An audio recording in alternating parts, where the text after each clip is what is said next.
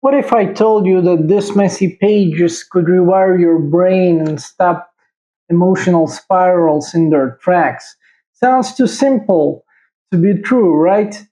But there is an actual neuroscience behind why writing down your angst works better than most coping strategies. I'm going to show you exactly what to write in your notebook, the specific techniques that work, and why your brain responds so powerfully to this simple practice. Here's what's happening in your brain when depression hits. Your limbic system is overreactive, flooding you with stress hormones and negative thoughts, while your prefrontal cortex, the part responsible for rational thinking and emotional regulation, becomes underactive. This is why everything feels overwhelming and hopeless. Depression literally changes your brain structure. This hippocampus shrinks, affecting memory and learning. The anterior cingulate cortex, which helps process emotions, becomes hyperactive. You are stuck in negative thought loops because your brain's wiring has been hijacked.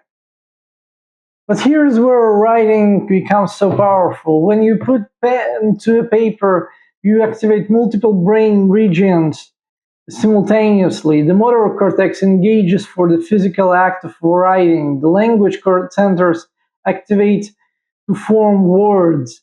And most importantly, the prefrontal cortex comes online to organize thoughts. The process is called affect labeling, putting feelings into words, and UCLA researchers found it reduces emotional intensity up to 50%.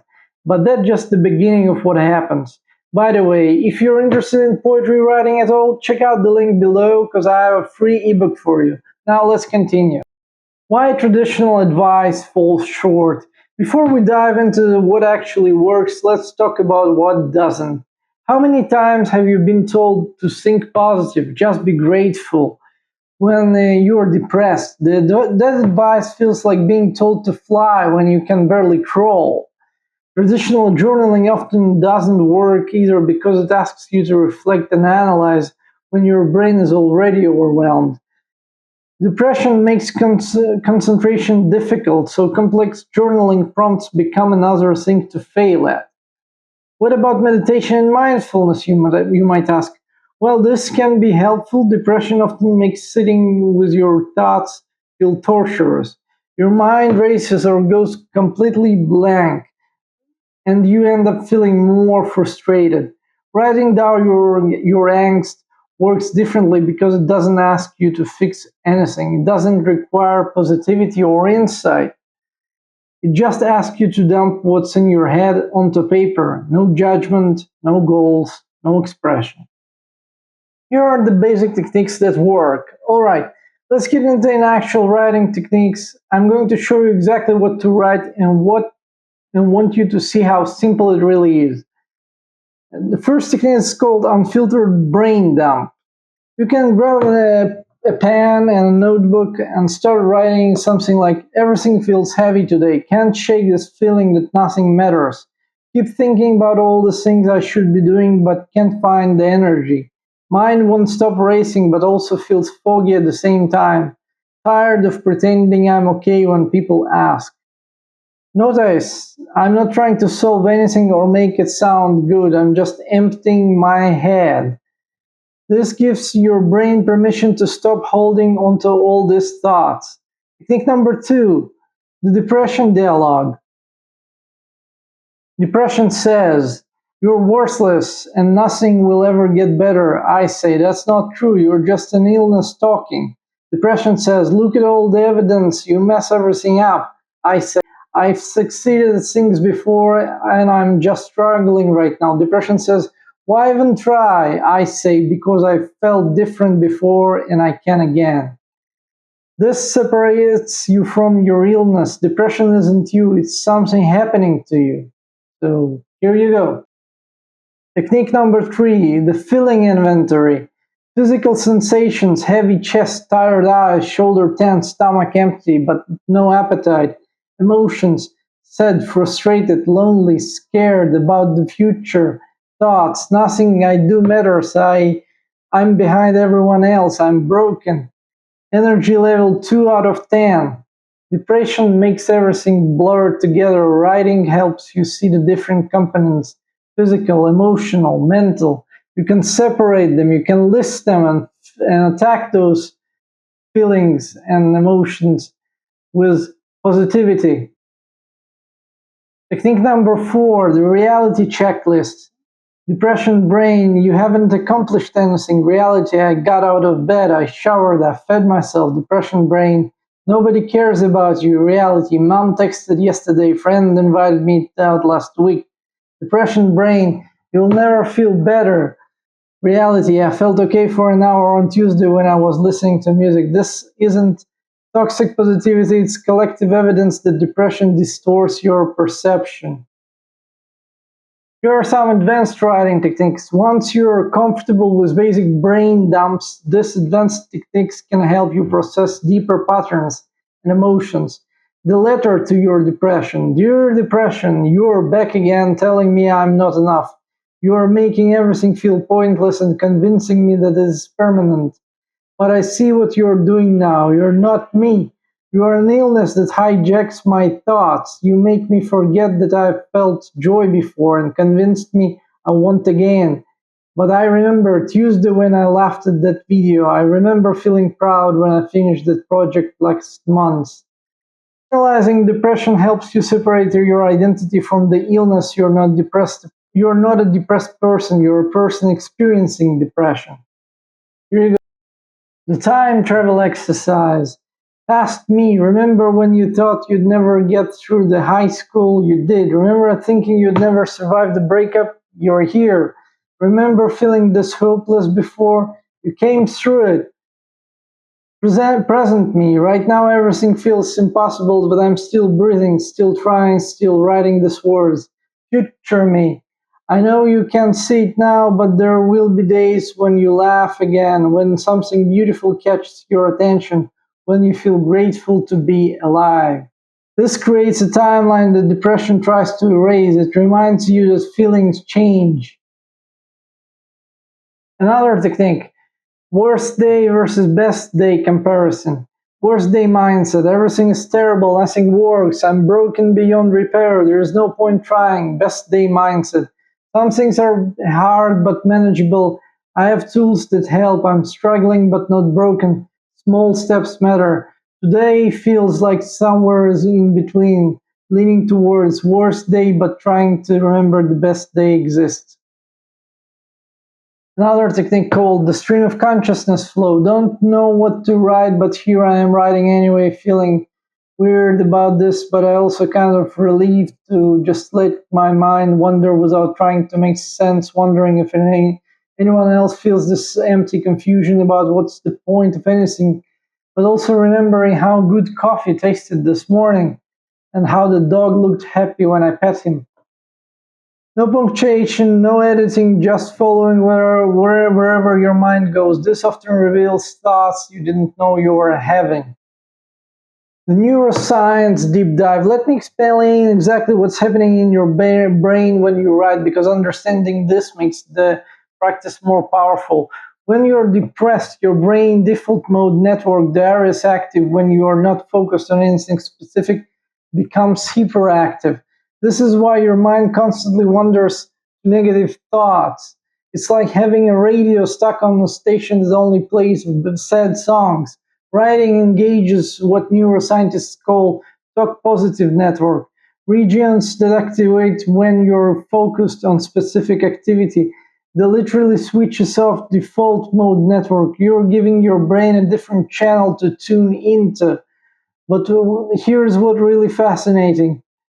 Studies using fMRI scans show that when people write about emotional experiences, the right bilateral prefrontal cortex becomes more active.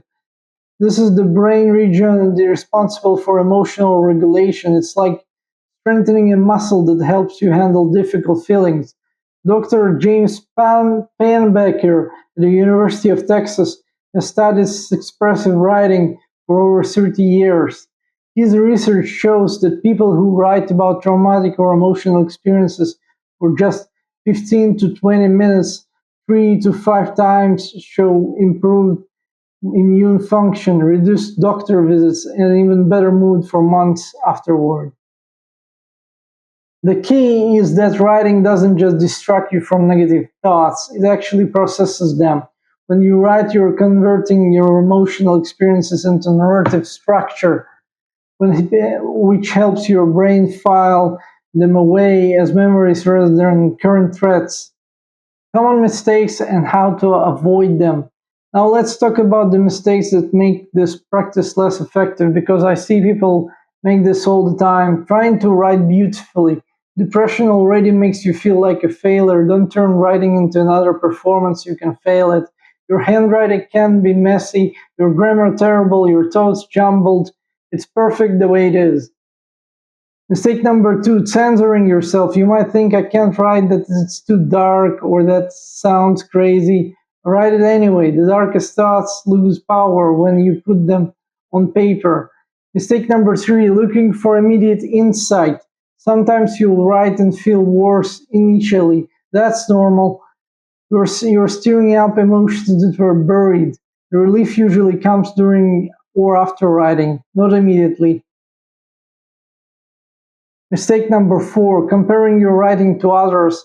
This isn't creative writing class. There is no right way to feel or express yourself. Your experience is valid exactly as it is. Mistake number five, only writing when you feel terrible. While crisis writing is important, regular writing prevents some crisis. Even writing I feel okay today creates a record that better days exist. Mistake number six, expecting writing to cure depression. Writing is a tool, not a cure. It works best alongside other treatments, therapy, medication, lifestyle changes, things of emotional maintenance, not a miracle fix. Section number 7, building your writing practice. Let's get practical about building this into your life, because consistency matters more than intensity. Choosing your tools, any notebook works, but I recommend something you can keep private. Cheap composition notebook is perfect for pens. Use whatever feels good in your hand. Some people prefer pencils because they can erase, others like bold markers because it feels more permanent. Timing, more writing can clear your head for the day ahead. Evening writing can help process the day's emotions. Crisis writing happens wherever you need it. There is no wrong time. Duration, start with 5 minutes. Set a timer when it goes off. You can stop or keep going. Some days you'll write one sentence, other days 3 pages. Both count. Frequency, daily is ideal, but 3 times a week still provides significant benefits. What matters is returning to it even after breaks. Location, find a spot where you won't be interrupted. Your bed, a corner, or a kitchen, or a coffee shop, your car. The location doesn't matter as much as the privacy. What to do with old entries? Some people never read them, others find it helpful to want to see what patterns or progresses were made. There is no rule. You can keep them, burn them, or throw them away. They've already done their job by helping you process. What to actually expect? Let's be completely honest about what happens when you start this practice, because managing expectations is crucial. Might feel awkward or pointless. Depression will tell you it's not working. Your hand might get tired quickly if you haven't written by hand in a while. You might feel emotional during or after writing. All normal. You'll start noticing patterns after 2 or 3 weeks in your thoughts. Some days the writing will break through insights. Don't expect them every time. 1 month, writing becomes more automatic. You'll develop your own style and favorite techniques. You might notice that difficult days feel slightly more manageable, not because they're less difficult, but because you have place to put the difficulty. Long term, writing becomes a reliable tool in your mental health toolkit. You'll still have bad days, but you'll have a way to process them. You'll start to trust that feelings change because you'll have written evidence of it.